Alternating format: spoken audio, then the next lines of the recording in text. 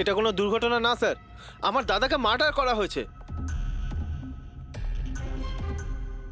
দেখুন, এত জোর দিয়ে আপনি কি করে বলছেন যে আপনার দাদার মৃত্যু স্বাভাবিক নয়?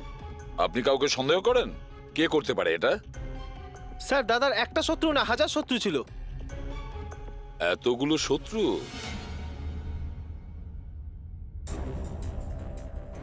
স্যার, এই কাঁচের টুকরো, এই সমস্ত জিনিসপত্র ছড়িয়ে ছিটিয়ে আছে দেখে মনে হচ্ছে কেউ জোর করে এই ঘরের মধ্যে ঢুকে পড়েছে। আচ্ছা নিধি দেবী, এই বিজয়ের শত্রুতা কার সাথে ছিল? বিজয় ফ্যাক্টরি শ্রমিকরাই। বেশ কয়েকদিন ধরে ওরা খুব রেগে ছিল। ওই শ্রমিকরাই কিন্তু বেশ কয়েকবার ওকে মেরে ফেলার হুমকি দিয়েছিল। কিন্তু আপনাদের বাড়িতে কি করে ঢুকবে যেখানে চারদিকে সিকিউরিটি, অ্যালার্ম সিস্টেম আছে, সিসিটিভি ক্যামেরা লাগানো আছে? Yes sir, it's a smart home. ও, হ্যাঁ স্যার, ইনি বলেছিলেন এখানে হিটিং, এসি, লাইটিং, ভেন্টিলেশন সবকিছু রিমোটে চলে। আচ্ছা। তাহলে তো ম্যাডাম আরও একটা প্রশ্ন ওঠে যে এত সিকিউরিটি ঘেরা একটা হাইটেক বাড়িতে, এই স্মার্ট হাউসে কেউ জোর করে ঢুকে গেল কি করে? জানি না স্যার। নিধি দেবী, আপনাদের সিসিটিভি ক্যামেরার ফুটেজ আমরা দেখতে চাই।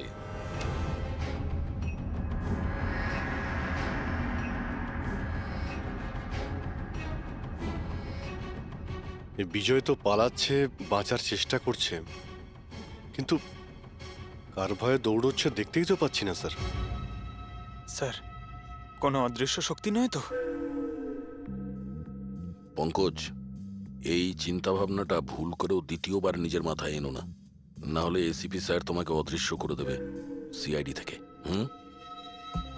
নিশ্চয়ই ওই শ্রমিকরাই কিছু একটা করেছে। আমার স্বামীর মৃত্যুর জন্য ওরাই একমাত্র দায়ী। যে কয়জন শ্রমিক আছে প্রত্যেকের অ্যাড্রেস আমাদের চাই। স্যার, আপনাদের কোথাও ভুল হচ্ছে, এগুলো কিন্তু ভালো হচ্ছে না স্যার। স্যার, আমরা গরিব শ্রমিক ঠিকই, কিন্তু তার মানে এটা নয় যে আপনারা আমাদের খুনি বলবেন। এই দিকটায় আসো। দেখো, আমরা কারোর ওপর কোনো দোষ চাপাচ্ছি না, আমরা শুধুমাত্র সত্যিটা জানার চেষ্টা করছি।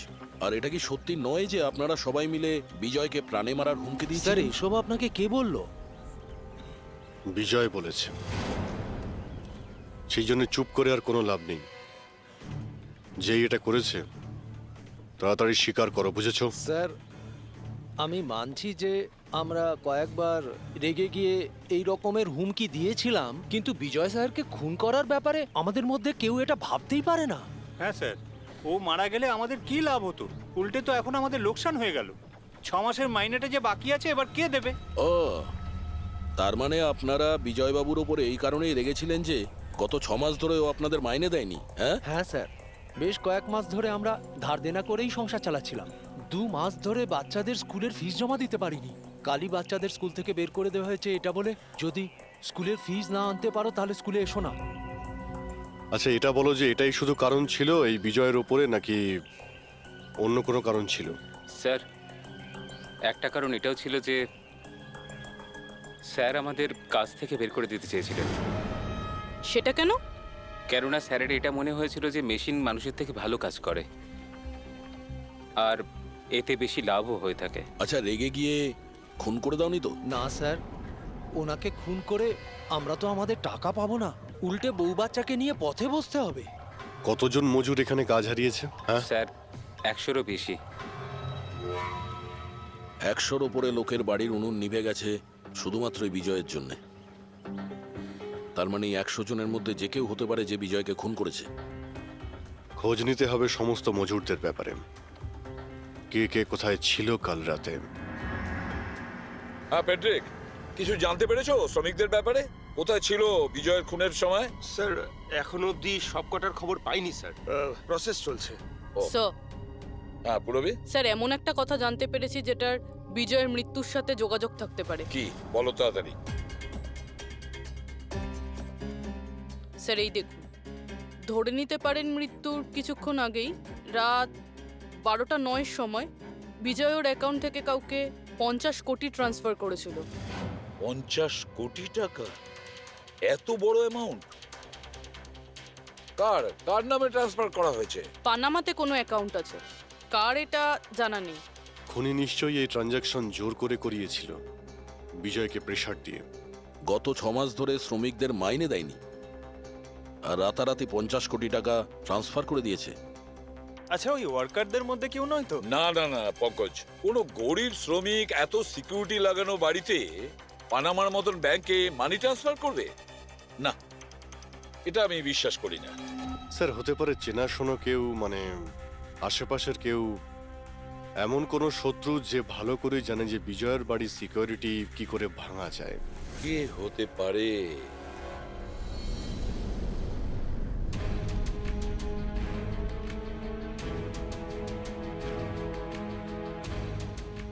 জ্যাকলিন, আরে প্রচন্ড গরম লাগছে তো, একটু এসি টেম্পারেচারটা 20 করে দাও তো। করে দিয়েছি বস। এখন রুমের টেম্পারেচার হলো 20 ডিগ্রি সেলসিয়াস। নাইস। আর জ্যাকলিন, আমার আর একটা কাজ করো, রুমের লাইটটা একটু কমিয়ে দাও, আমি একটু আরাম করতে চাই।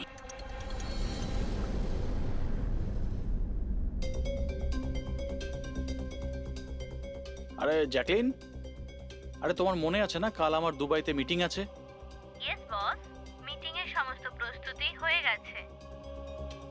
আচ্ছা এটা বলো তো, কালকে দুবাইয়ের টেম্পারেচার কেমন থাকবে? এমনিতে তো কাল দুবাইয়ের টেম্পারেচার 21 ডিগ্রি সেলসিয়াস, কিন্তু বস আপনার টেম্পারেচার কিন্তু বরফের থেকেও বেশি ঠান্ডা থাকবে। তার মানে? তার মানে বস, মৃতদেহের টেম্পারেচার ঠান্ডাই থাকে। কি? মনে হচ্ছে তোমার সফটওয়্যারের মধ্যে কোনো সমস্যা হয়েছে। এটা কি ধরনের মজা? এটা মজার কথা না বস, এটা সত্যিই হতে চলেছে। বস, আপনার কোনো শেষ ইচ্ছে? চুপ করো, কি বাজে কথা বলছো? কে কে কে? বাইরে এসো। বস, আমরা দুজন ছাড়া এখানে আর কেউই নেই। তাছাড়া আপনি আমার সঙ্গ পছন্দ করেন, তাই তো? আরে চুপ করো।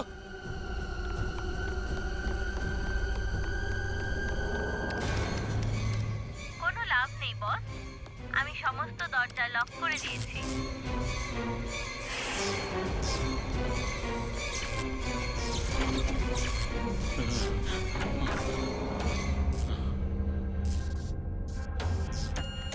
বস, আপনি ভিতরে কেন চলে গেলেন? আসুন, বাইরে আসুন। কে তুমি?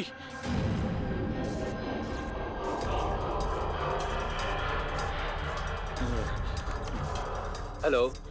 হ্যালো, আমি রাজেশ কুমার বলছি। আমাকে কেউ মেরে ফেলতে চাইছে। আপনি তাড়াতাড়ি আমার বাড়িতে চলে আসুন প্লিজ। খোলো জ্যাকলিন, খোলো। বস, দরজা তখনই খোলা হবে যখন আপনি আমার একটা কথা রাখবেন। বলো বলো, তোমার কি চাই? কি চাই তোমার, বলো। ঠিক আছে, আপনি আপনার ল্যাপটপটা অন করুন। ল্যাপটপ? হ্যাঁ হ্যাঁ হ্যাঁ হ্যাঁ, বলো। এবার ওটা স্ক্রিনে একটা অ্যাকাউন্ট নাম্বার দেখতে পাবেন। হ্যাঁ হ্যাঁ হ্যাঁ, নাম্বার দেখতে পাচ্ছি আমি। হ্যাঁ বলো। এবার এই অ্যাকাউন্ট নাম্বারে 50 কোটি টাকা ট্রান্সফার করুন। 50 কোটি? এতগুলো টাকা? 50 কোটি টাকা আপনার জীবনের থেকে বেশি কি? না না না না না না, আমি দিয়ে দেবো। আমি তোমাকে 50 কোটি দিয়ে দিচ্ছি, ট্রান্সফার করে দিচ্ছি আমি।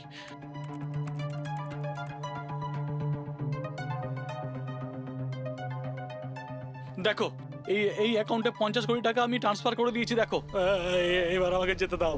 ঠিক আছে বস, এবার আপনি যেতে পারেন। দরজা খোলা আছে। আরে আরে বাহ, দরজা খোলা আছে।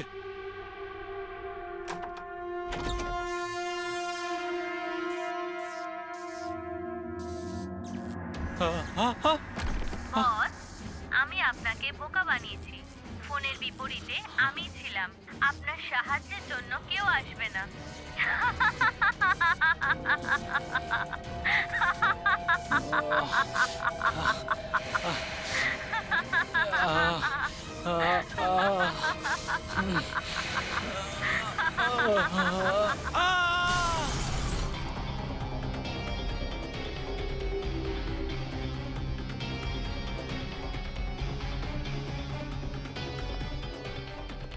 স্যার, এই ঝাড়বাতির হুক তো একদম ঠিক আছে।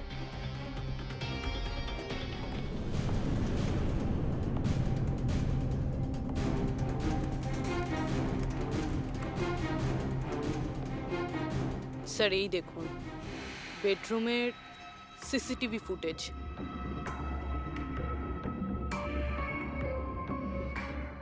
মনে হচ্ছে কারো হাত থেকে বাঁচার জন্য ও ওই রুমে যায় আর ভিতর থেকে দরজাটা লক করে দেয়। একবারে এই রাজেশের ওয়াইফের সঙ্গে কথা বলা যাক।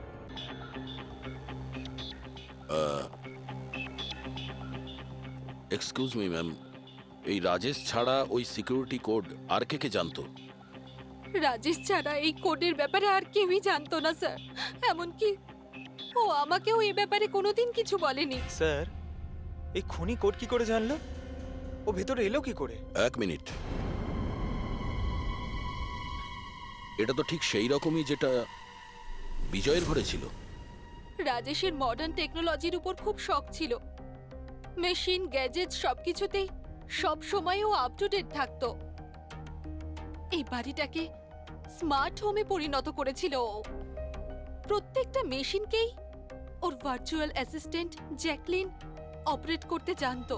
তার মানে আরো একটা কমন ব্যাপার আছে বিজয় আর রাজেশের মধ্যে, যেটা হলো টেকনোলজি।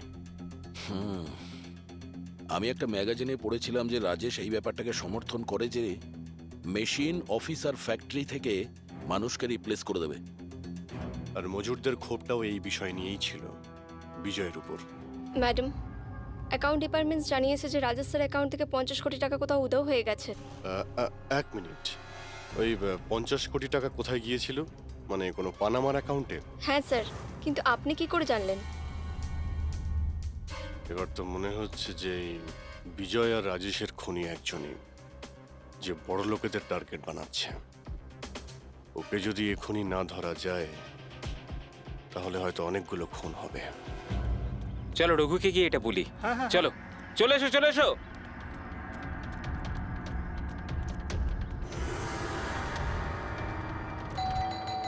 আরে রঘুদা দরজা খোলো। আরে রঘুদা দরজাটা খোলো দরজা না। খোলো, রঘুদা দরজা খোলো। রঘু ভাই, আরে রঘুদা তাড়াতাড়ি তুমি এদিকে আসো না একবার। আরে কোনো বিপদ নয়, টাকা পেয়ে গেছি আমরা, টাকা। আরে মোবাইল চেক করো তোমার। মেসেজ মেসেজ পড়ো, মেসেজ। টাকা পেয়ে গেছি আমরা, টাকা। মানে আরে মোবাইলটা চেক করো তোমার। 10 লাখ টাকা এসেছে আমার অ্যাকাউন্টে, কিন্তু কোথা থেকে? এই যে আমার অ্যাকাউন্টে কেউ 10 লাখ টাকা দিয়েছে। শুধু তোমার অ্যাকাউন্টেই নয় দাদা, আমাদের সবার অ্যাকাউন্টেই 10 লাখ টাকা ঢুকেছে। 10 লাখ।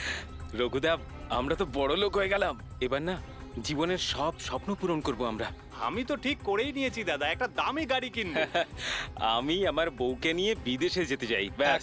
এক মিনিট, অত লাফানোর মতো কিছু হয়নি।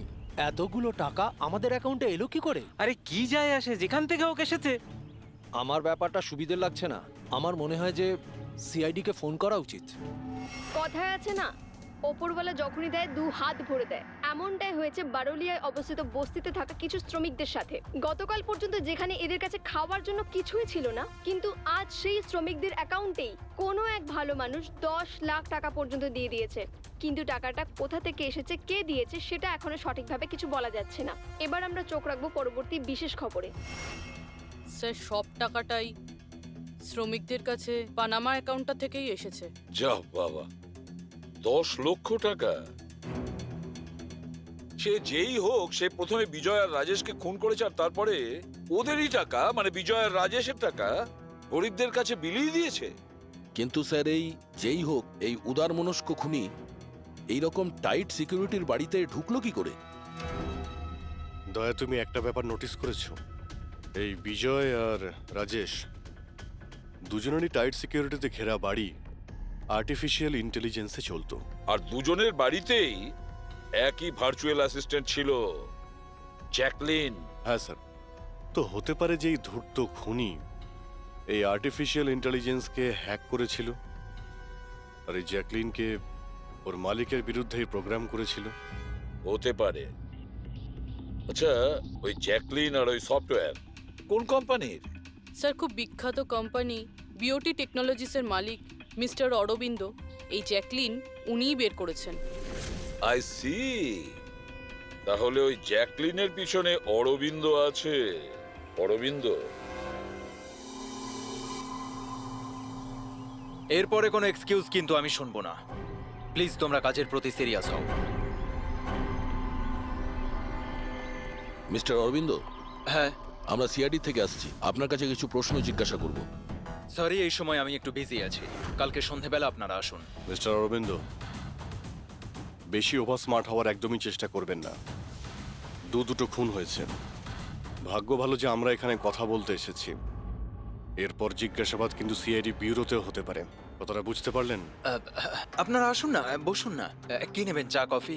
এই এখানে দাঁড়িয়ে আছো কেন? যাও চা কফি নিয়ে ভার্চুয়াল অ্যাসিস্ট্যান্ট জ্যাকলিন, যেটা আর্টিফিশিয়াল ইন্টেলিজেন্স দিয়ে চলে, আপনি বানিয়েছেন? হ্যাঁ, আমিই বানিয়েছি।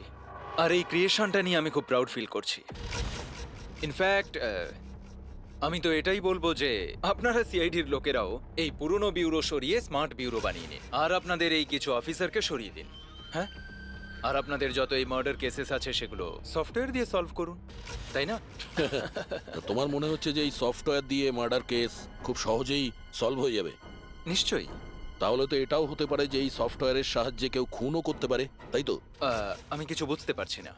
তোমার অনেক ক্লায়েন্ট তো ইউজ করে না এই ভার্চুয়াল টেকনোলজি, হ্যাঁ, ভার্চুয়াল অ্যাসিস্ট্যান্ট। তাহলে এটা কি সম্ভব নয় যে ওটাকে হ্যাক করা যায়, আর হ্যাক করার পরে এই ভার্চুয়াল অ্যাসিস্ট্যান্টকে দিয়ে নিজের মালিককেই মেরে দেওয়া যায়? যেই টেকনিকটা ব্যবহার করে আমি জ্যাকলিনকে বানিয়েছি সেটা হ্যাক করা ইম্পসিবল।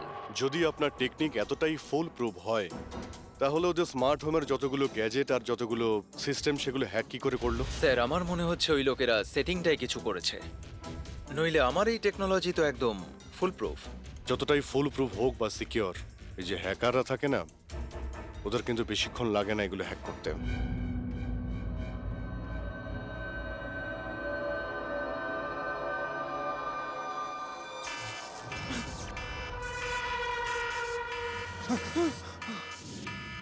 Security alarm! বাড়িতে নিশ্চয়ই চোর ডাকাত ঢুকেছে। কি কি করি এবার?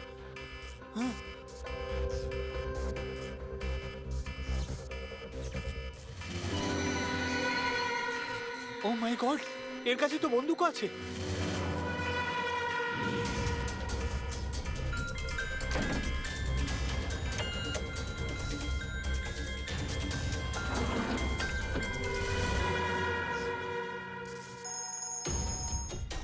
হ্যালো, কি? ঠিক আছে, আমরা এক্ষুনি ওখানে পৌঁছচ্ছি। JKH সিক্রেট অ্যালার্ম কোম্পানির ফোন ছিল। মনে হচ্ছে এনার মহান টেকনোলজি আবার হ্যাক করা হয়েছে। হতে পারে ওই বিখ্যাত জার্নালিস্ট সঞ্জীব, ওর বাড়ি থেকেও ঢুকে গেছে।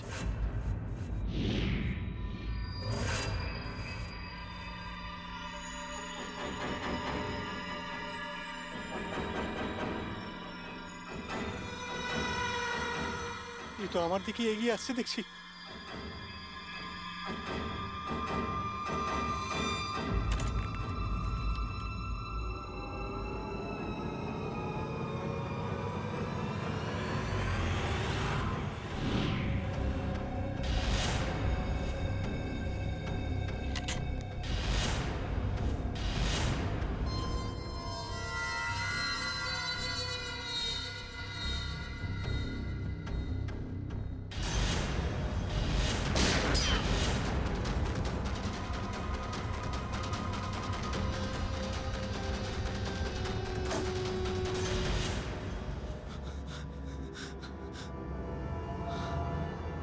সিআইডি?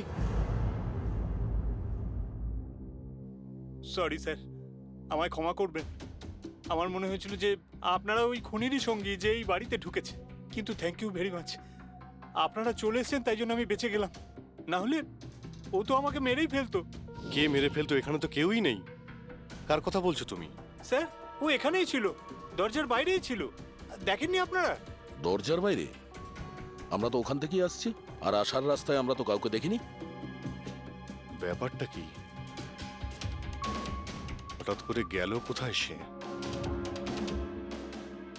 ইউনো জ্যাকলিন, তুমি কি জানো আজকের দিনটা আমার কি সুন্দর কেটেছে? দারুণ মজা করেছি আমি। আচ্ছা, প্রথমে তো এটা বলো দেখি আমার সোনা, আজকের ওয়ার্কআউটটা কেমন ছিল? হ্যাঁ, দেখো দেখো। খুব ভালো বস। তুমি 650 ক্যালোরি হুম। আর তোমার ম্যাক্সিমাম হার্ট রেট ছিল 160 বিপিএম। হায় হায়, এর মানে আমি আগের চেয়ে অনেক বেশি রোগা হয়ে গেছি। আর হ্যান্ডসামও, হ্যাঁ তাই না? হ্যাঁ বস, তোমাকে আগের থেকে অনেক বেশি ইয়াং লাগছে। আচ্ছা, ইউ নটি গার্ল জ্যাকলিন। এবার এবার আমি এটাকে নিয়ে মাইক্রোওয়েভে রেখে দেই। আমার সোনা, এটাকে এবার অন করে দাও। আচ্ছা, এবার এটা তো বলো আমার কালকের শিডিউল কি? বস, কালকে তো তোমার কোনো মিটিং নেই। কি বলছো তুমি? কিন্তু আগামীকাল তো আমার খুব বিজি থাকার কথা। তুমি ভালো করে চেক করো তো। করে নিয়েছি বস, কালকে তোমার কোনো মিটিং নেই, কারণ আজকের দিনটাই হলো তোমার জীবনের শেষ দিন।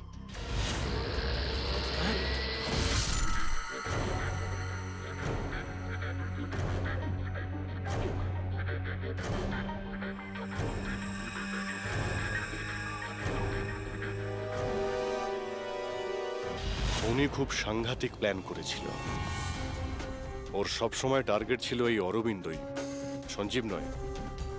আর স্যার, যেটা সঞ্জীবের বাড়িতে হলো সেটা? সেটা ছিল আমাদের বোকা বানানোর জন্য।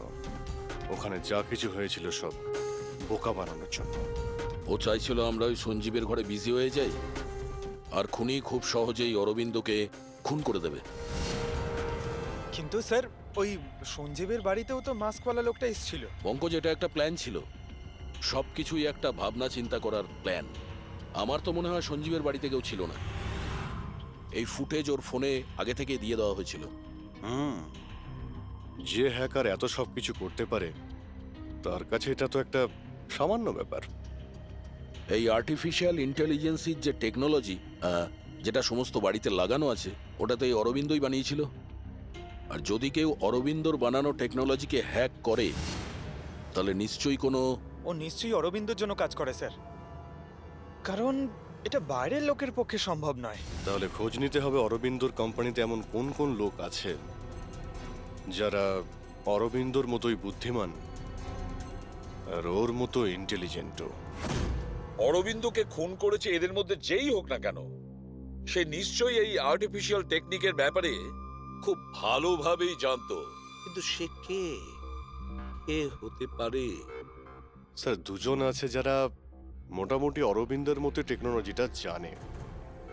এক তো ইয়ামান, যাকে অরবিন্দই জিনিয়াস বলতো। আর স্যার, দ্বিতীয়জন হলো এই রাহুল। একে অরবিন্দ রাইভাল কোম্পানি থেকে নিয়ে এসেছিল, যাতে ওর টেকনিক সবার থেকে ভালো এবং শক্তিশালী হয়। আর যত ধনী ব্যক্তি আছে অরবিন্দর, সবার বাড়িতেই এই সিস্টেম এই রাহুলই ইনস্টল করেছিল। তাহলে এই খুনি কোনো বড় লোককে টার্গেট করার আগে আমাদের ওর থেকে এক ধাপ এগিয়ে থাকতে হবে। স্যার, আমার মনে হয় খুনির পরের টার্গেট মেঘনা হতে পারে। মেঘনা? হ্যাঁ স্যার, এই মিস্টার অরবিন্দের অনেক পুরনো ক্লায়েন্ট, বড় লোক, আর আর্টিফিশিয়াল ইন্টেলিজেন্ট টেকনোলজির অনেক বড় সাপোর্ট। পুরবি, একটা কাজ করো, যতক্ষণ না খুনি ধরা পড়ে তুমি মেঘনার সঙ্গে থাকবে। আর অভিজিৎ, দয়া, এই আমন আর রাহুলের ওপর কড়া নজর রাখো। না স্যার, কাউকে দেখতেই পাচ্ছি না।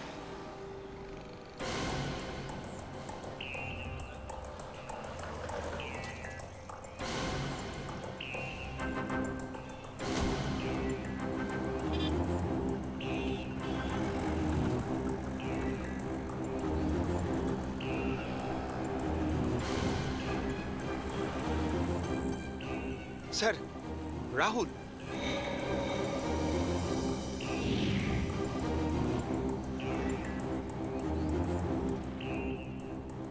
বাড়ি একদম ফাঁকা, মনে হচ্ছে অমন ঘরেই নেই। চলো ভেতরে গিয়ে দেখি।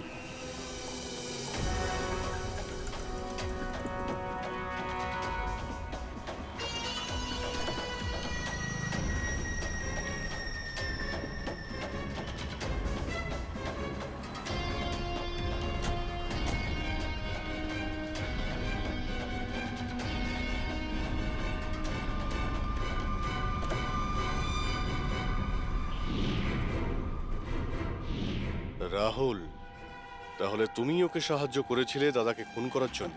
না স্যার, আমি এটা কেন করব স্যার? স্যার স্যার আমি কেন আমার দাদাকে খুন করতে যাব? আচ্ছা, তাহলে এখানে এত ভাইটাল মিটিং কিসের হচ্ছিল? স্যার অ্যাকচুয়ালি ব্যাপারটা হচ্ছে অরবিন্দ স্যারের মৃত্যুর পর আমি ওনার কোম্পানিতে কাজ করতে চাইছিলাম না, তাই ও আমাকে অফার দিচ্ছিল ওর কোম্পানিতে কাজ করার জন্য।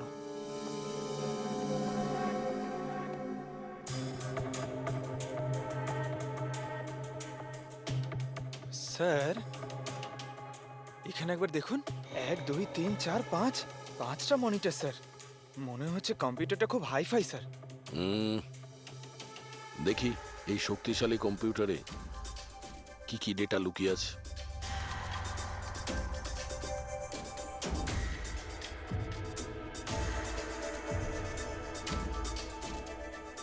এর মধ্যে তো বিজয় আর রাজেশের ব্যাংক অ্যাকাউন্টের ডিটেলস আছে।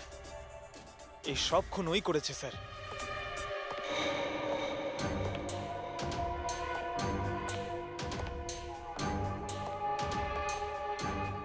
নমস্কার।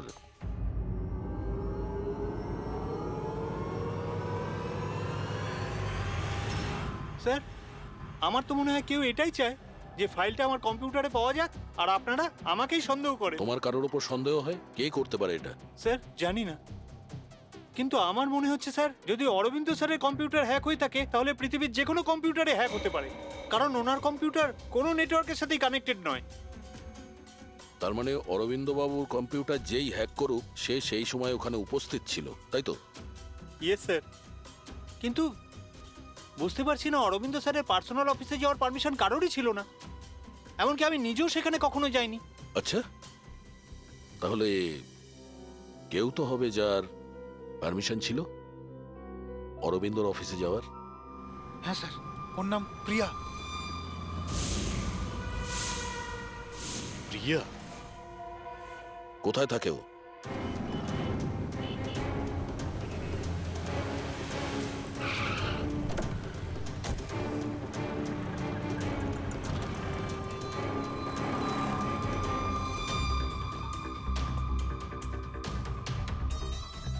প্রিয়া?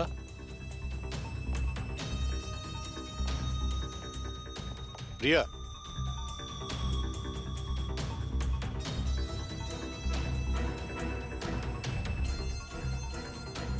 প্রিয়া? প্রিয়া? এখানে তো কেউই নেই। প্রিয়া?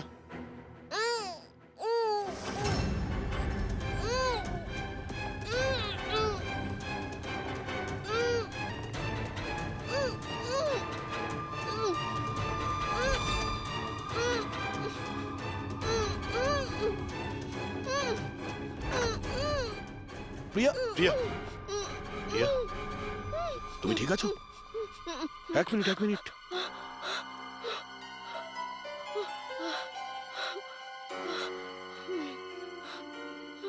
কে কে করেছে এইসব? হ্যাঁ, ওঠো ওঠো ওঠো, বাইরে এসো।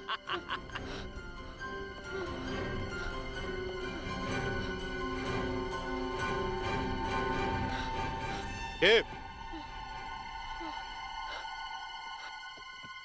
এসো সিআইডির লোকেরা, এসো। দেশের রক্ষা করো না তোমরা? তোমাদের আর আমার মধ্যে একটা জিনিসের মিল আছে, আমিও কাউকে রক্ষাই করছি, সেই সব গরিব অসহায় মানুষদের যাদের আশাহীন জীবনে বিষ গুলে এই বড়লোক মানুষেরা নিজেদের বিলাসবহুল অট্টালিকা তৈরি করেন।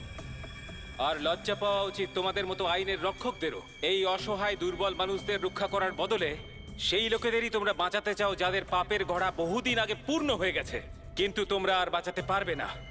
শুধু আমার একটা শেষ শিকার বাকি আছে, ওকে মেরে দিলেই আমি সুখের নিদ্রায় যেতে পারবো। আগামী 1 ঘন্টায় ওই শিকারও বাঁচবে না, আর তোমরাও সবাই মরবে।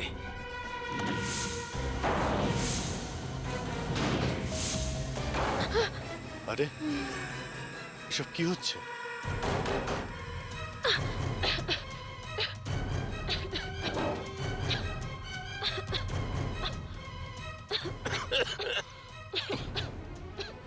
ও নো, এটা কি? বিষাক্ত গ্যাস।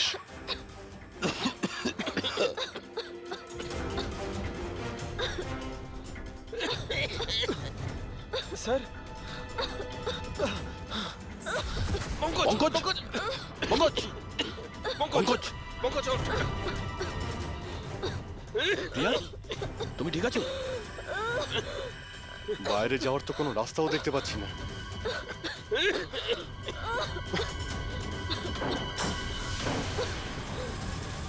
দরজা খোলো।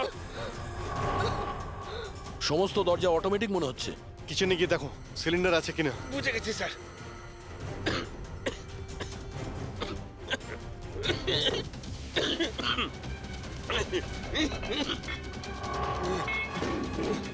চলো পিছিয়ে আসো, পিছিয়ে আসো।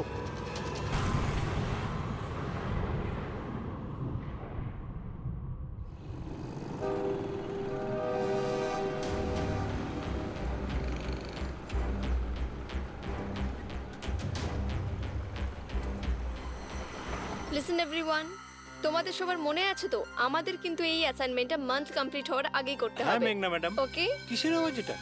আরে এই আওয়াজটা কোথা থেকে আসছে?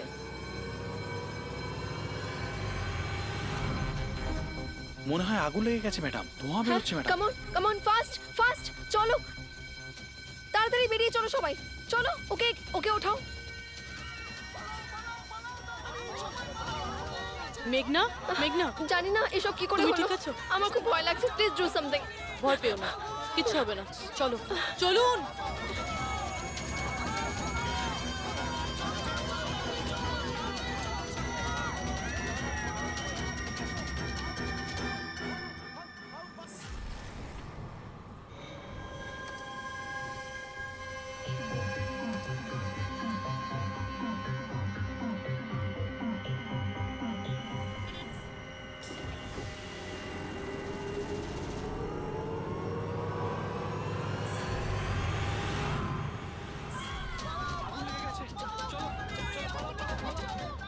চলুন। মেঘনা, মেঘনা, সবাই সাবধানে এসো। মেঘনা, কেউ মেঘনাকে দেখেছো? না, দেখিনি।